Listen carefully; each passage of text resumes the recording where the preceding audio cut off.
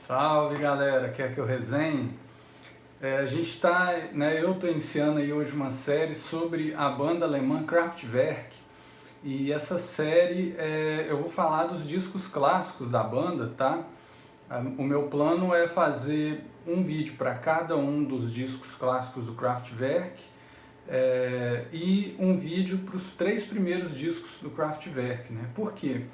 Porque os 3 primeiros eles são muito diferentes do que as pessoas conhecem como o som clássico, digamos assim, do Kraftwerk, né? Eles são discos muito calcados nos padrões do krautrock, com muito experimentalismo, muita influência da música concretista, muitos ruídos, enfim, eles são muito diferentes de discos como Autobahn, Trans-Europa Express, The Man Machine, né? Todos aqueles discos famosos da história da banda. Então hoje eu vou começar com um disco que a própria banda considera ser o seu primeiro disco, né? Mas na verdade é o 4º disco do Kraftwerk, que é o Autobahn, né? O Autobahn ele foi incluído naquela série dos 1001 discos para se ouvir antes de morrer, do Robert Dimery. É um disco que muita gente diz que seria o primeiro disco de música eletrônica, né? O que não é bem verdade.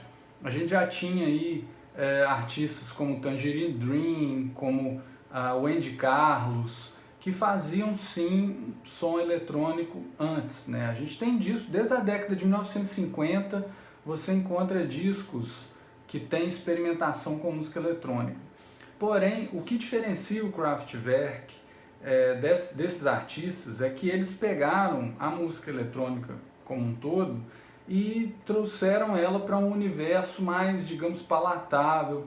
Eles criaram uma série de padrões radiofônicos, padrões mais aclimatados com a indústria, né?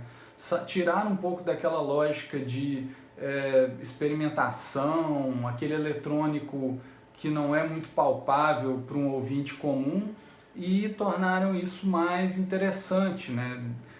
Adaptaram isso com formato canção, enfim. Kraftwerk foi a primeira banda a pensar o eletrônico para as paradas de sucesso, para as rádios, para as gravadoras, discos, enfim. E o primeiro disco em que eles fazem isso de uma maneira mais consistente é o Autobahn, que é o seu 4º disco, né? Até então eles faziam discos instrumentais, com muita experimentação, muita guitarra, e o eletrônico foi entrando aos poucos na história da banda. No Autobahn, o Autobahn é um disco quase todo eletrônico, a gente pode falar que ele é 90% eletrônico, mas o Kraftwerk só se tornaria 100% eletrônico no disco seguinte, que é o Radioactivity, né? O Autobahn, eu fiz uma colinha aqui, né, para comentar alguns pontos. O primeiro deles é esse que eu já disse, né? O Autobahn ele tem músicas com guitarras, com flautas, né? A última música dele tem flauta, mas é incidental. Os sintetizadores dominam o disco. Isso é uma coisa que eu acho que é por isso que ele está incluído no 1001 discos para se ouvir, né, antes de morrer, porque ele é realmente o disco que inaugura uma estética focada em eletrônico, né? É o disco que a gente reconhece o Kraftwerk pela primeira vez. Se você ouvir os discos anteriores, Ralph and Florian, Kraftwerk 1 e 2, você não reconhece a banda. Parece bandas como o Neu, né, bandas do krautrock clássico. Você não reconhece ali o Kraftwerk da música The Model, de Tour de France, né, aquelas músicas que as pessoas lembram quando ouvem falar do Kraftwerk, né? O Autobahn tem uma outra coisa interessante. O Kraftwerk teve aí, como várias bandas clássicas, né, sempre tem aquela formação clássica, né, uma formação que os ouvintes, todo mundo fala, pô, essa é a formação da banda. O Autobahn tinha 3 integrantes da formação clássica do Kraftwerk, que é o Florian Schneider, o Ralf Hutter e o Wolfgang, esqueci o sobrenome dele, o Wolfgang Flür, né? E no disco seguinte, que é o Radioactivity, entra o Karl Bastos, e aí eles fecham a formação clássica do Kraftwerk, que ficaria do Radioactivity, meados ali dos anos 70, até o Computer World, de 1980, né?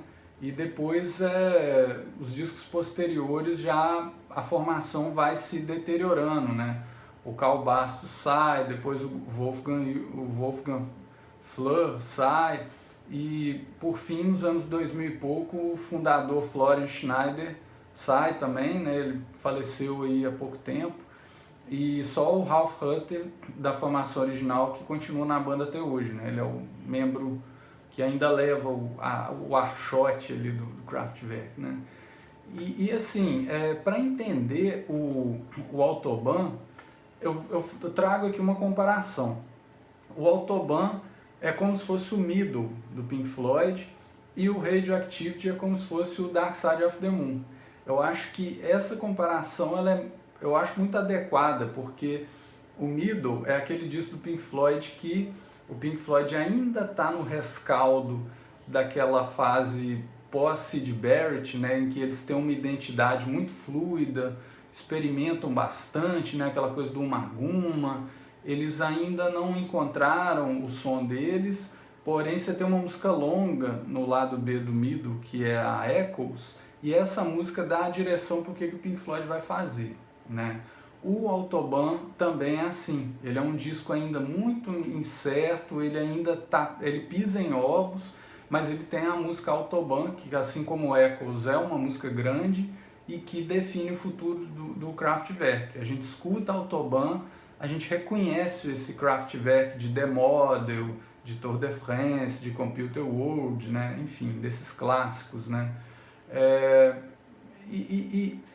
O Radioactivity seria o Dark Side of the Moon, né? Até a vinheta inicial dele, que é a música Danger Counter, que dá início a Radioactivity, parece com Speak to Me, Brief, né?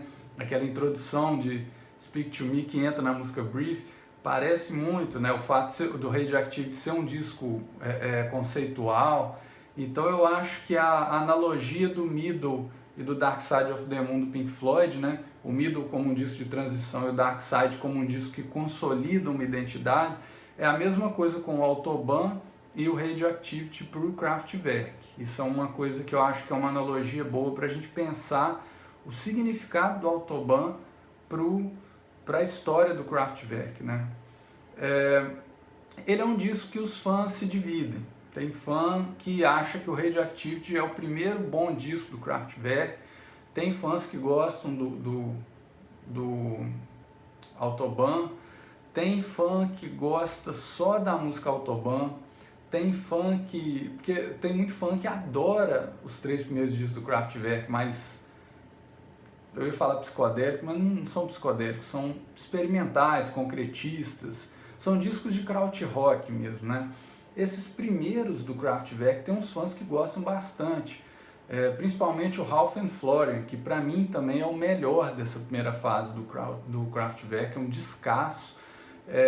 Vou falar dele depois, eu vou fazer um vídeo sobre os 3 primeiros, né, do Kraftwerk, mas a música Autobahn, ela é o Kraftwerk que se tornaria, e o lado B tem várias músicas menores que né, elas ainda não são bem o Kraftwerk, elas são um vínculo com o que o Kraftwerk fez nos 3 primeiros discos.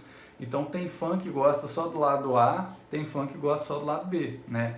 Os meninos mais novos, antigamente a gente pensava lado A e lado B porque era disco de vinil, tá? Tô fazendo a piada aqui, mas é meio sério porque tem gente que não pensa mais os discos antigos sobre essa lógica, e essa lógica é fundamental para a gente entender por que você tem uma música grande num disco e músicas menores, né? Porque era uma limitação física mesmo da mídia, né? Enfim. Tem muita gente que acha que o Autobahn ele é um disco muito alemão, né?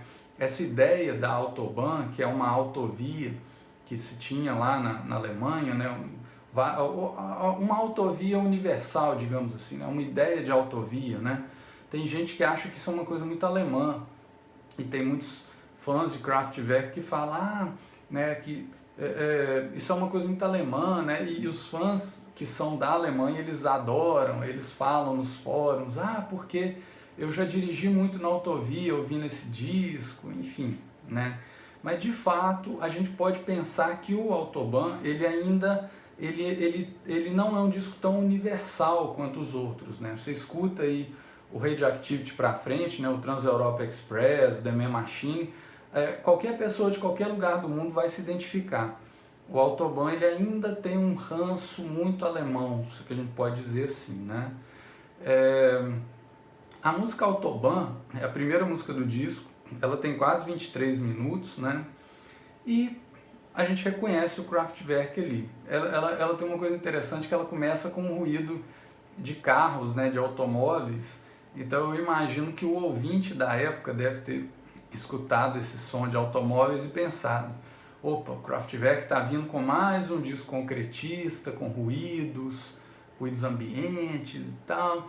E de repente vem uma buzina de carro, mas não é uma buzina de carro, parece uma buzina tocada em sintetizador. Aquilo ali já é uma espécie de uma senha de que vai começar a tocar um disco de música eletrônica, né? E aí começa a música, que é uma música que tem uma dinâmica bem repetitiva em vários momentos. Ela tem climas, ela tem um momento que é sem bateria eletrônica, depois começa a bateria, enfim. Ela tem essa dinâmica, né? Mas é uma música que mantém a mesma levada, a música inteira, né? E é de propósito.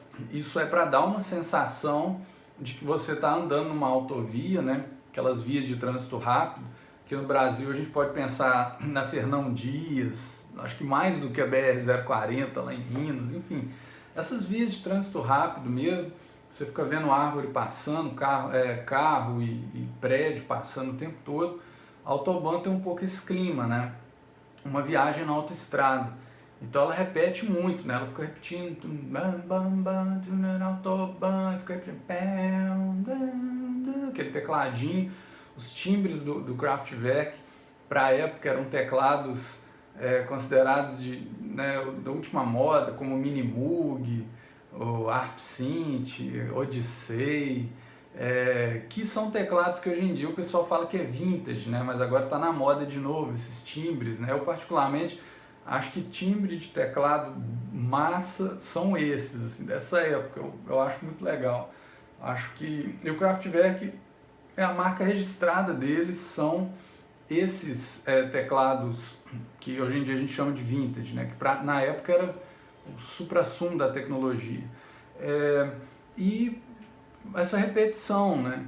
E a letra, que também é minimalista, né? Então eles começam, o Kraftwerk aí inaugura uma estética que a gente reconhece como uma estética deles, né?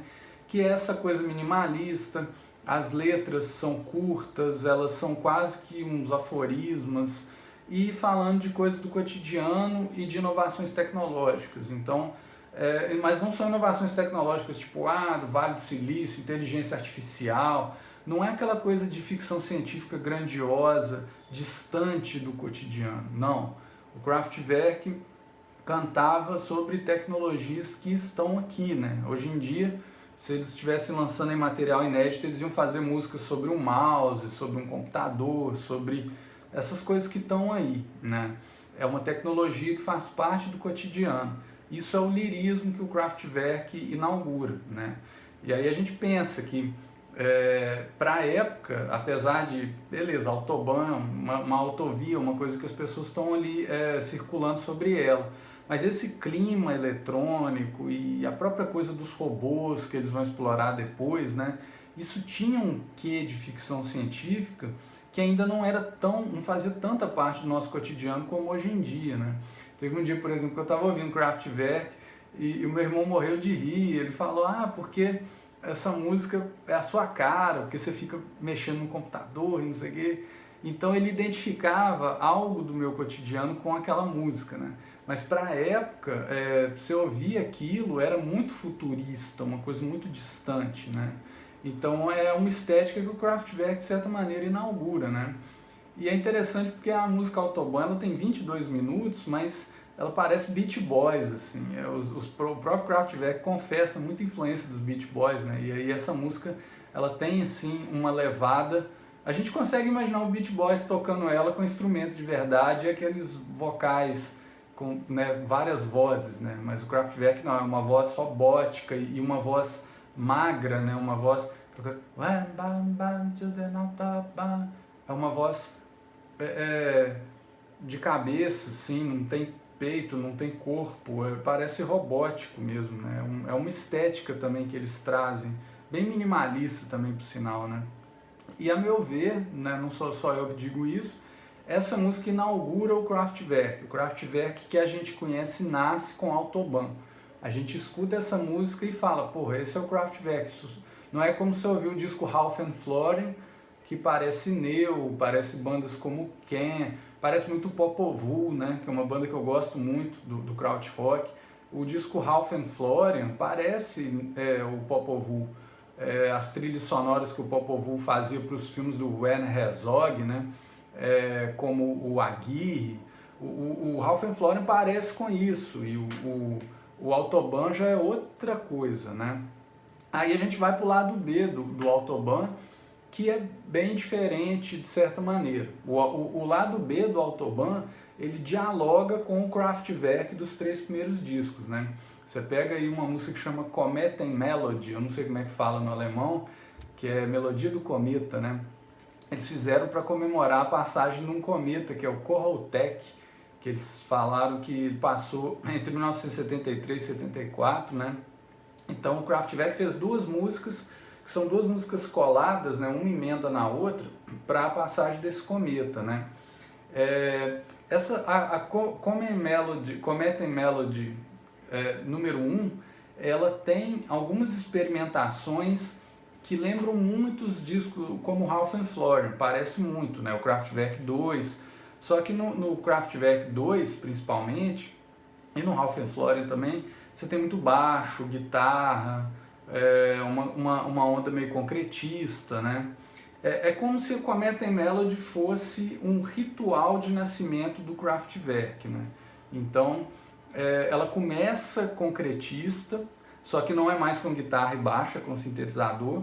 E aí a Cometen Melody 2, ela já tem uma onda do eletrônico e uma melodia, né? Parece muito OMD, Gary Newman, aquele synth pop dos anos 80. A Cometen Melody 2 parece bastante com aquilo, né? É um proto-synth pop, né? Parece música trance, né? É uma melodia muito bacana. Depois você tem uma música que é a Mitternacht, eu não sei como é que fala, que me lembrou muito uma música do Low Life, do New Order, que é a Elegia. Ela tem um clima sombrio, assim, né? Ela é uma música bem soturna, mas que tem uns momentos de experimentalismo, uns sons parecendo uns martelos, que são coisas que o Kraftwerk fazia antes, mas agora eles estão fazendo com sintetizador, é tudo eletrônico, né? E a última música do Autobahn, que tem um nome cabuloso, Morgenspaziergang, eu não sei como é que fala isso. Essa música poderia estar no disco Ralph and Florin. Ela tem flauta, ela tem um fundo de sintetizador, mas ela tem um som de flauta que a gente não consegue associar com o Kraftwerk, né? Essa música, ela fecha o disco com um tom meio lírico, né? A gente não tem aí a ironia que o Kraftwerk ia adquirir nos discos posteriores, ainda tem uma coisa meio romântica de certa maneira, e é bonito, né? E o eletrônico já está ali predominando. Então, assim, é um disco que divide opiniões. Muita gente acha que ele ainda não é uma obra-prima do Kraftwerk, mas é o primeiro disco que traz uma estética do eletrônico para um contexto mais do pop. Então ele tem uma importância realmente seminal, mas no próximo vídeo eu vou falar do Radioactivity, que é um disco que realmente ele talvez a primeira obra-prima do Kraftwerk, né? Um disco muito interessante que eu vou falar no próximo vídeo. É isso aí, galera. Até mais.